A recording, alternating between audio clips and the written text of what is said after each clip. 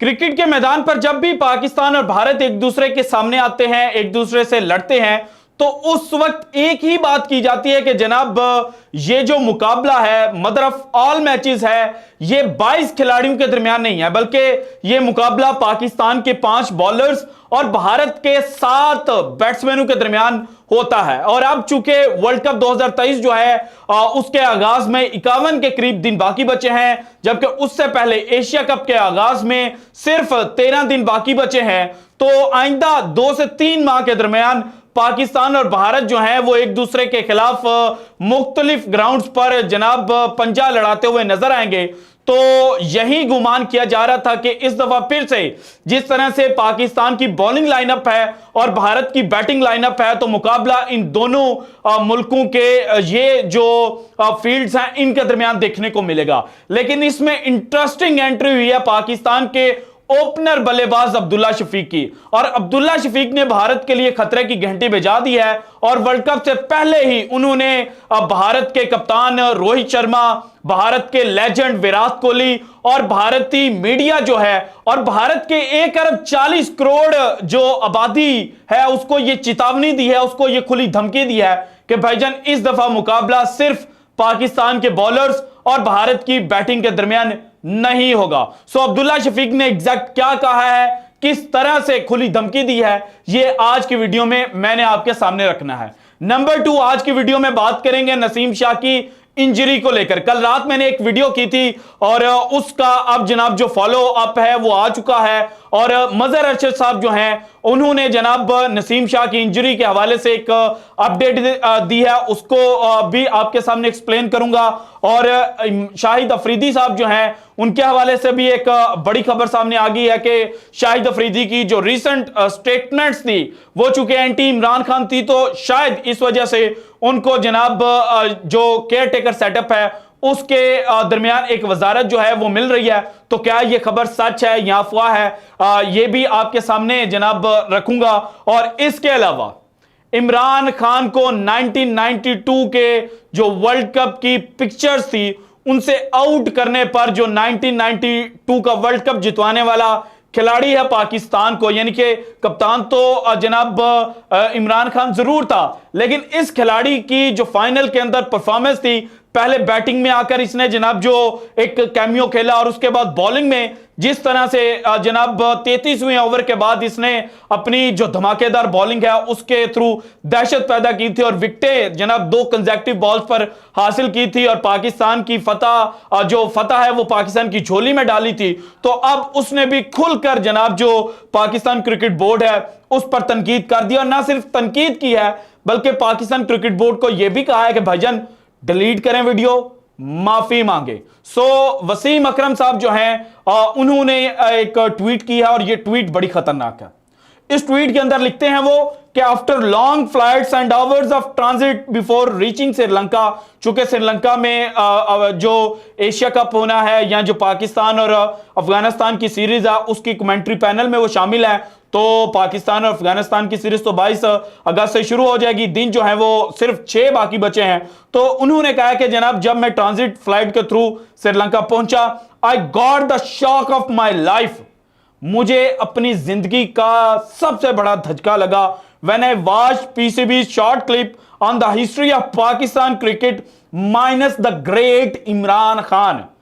के जब आपने माइनस इमरान खान करके जो वीडियो अपलोड किया मैंने उसको देखा तो मुझे अपनी जिंदगी का सबसे बड़ा धचका लगा। Political differences apart but Imran Khan is an icon of world cricket and develop Pakistan into a strong unit in his time and gave us a pathway, PCB should delete the video and apologise. तो भाईजान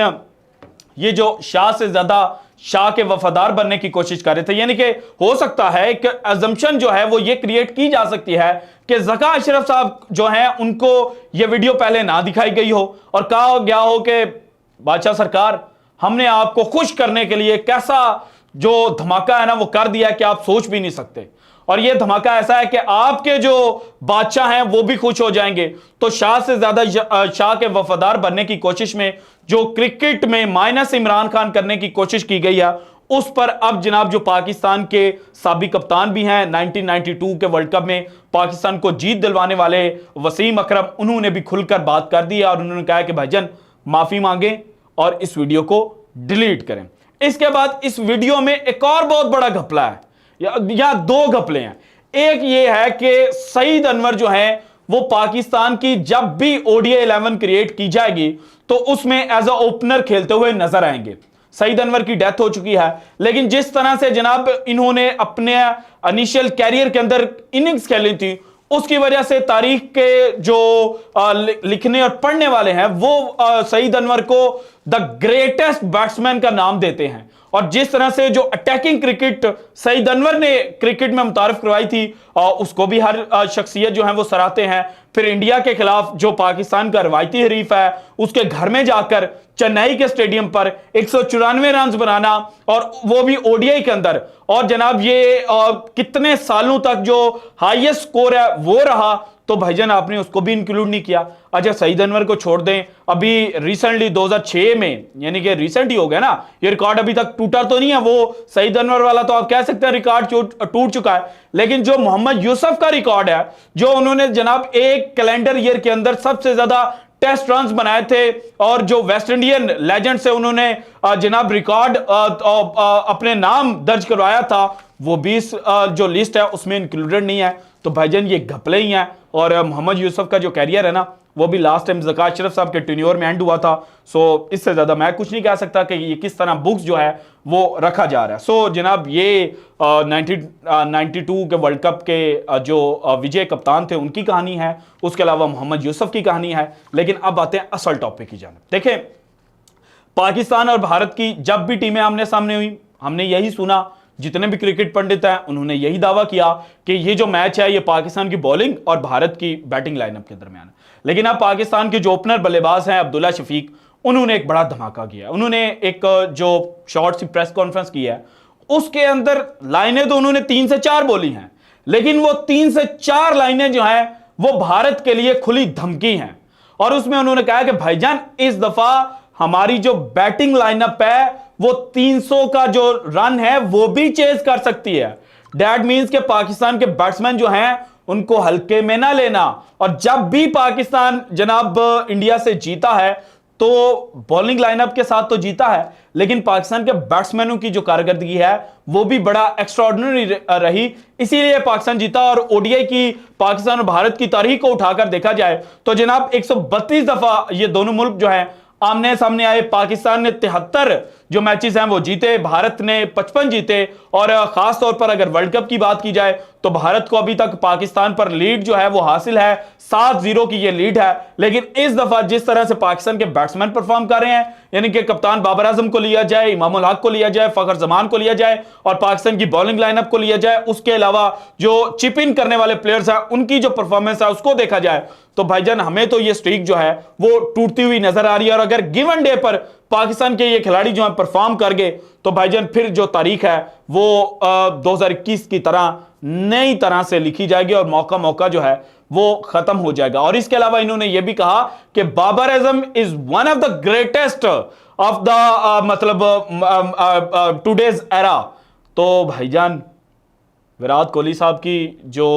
greatness है उसको भी उन्होंने threaten किया है, और पाकिस्तान से जीतने का जो ख्वाब रोहित शर्मा साहब का है उसको भी थ्रेटन किया है। नसीम शाह की इंजरी का मैं आपको अगली वीडियो में बताता हूं, क्योंकि वीडियो जो है वो लेंथी हो गया। So this is it from today's episode. अगर आपको वीडियो पसंद है तो लाइक कीजिएगा, ज्यादा से ज्यादा शेयर कीजिएगा, अपनी कीमती राय का इजहार लाजमी कीजिएगा, और अगर आपने अभी तक चैनल को सब्सक्राइब नहीं किया तो कर दें। शुक्रिया, अल्लाह हाफिज।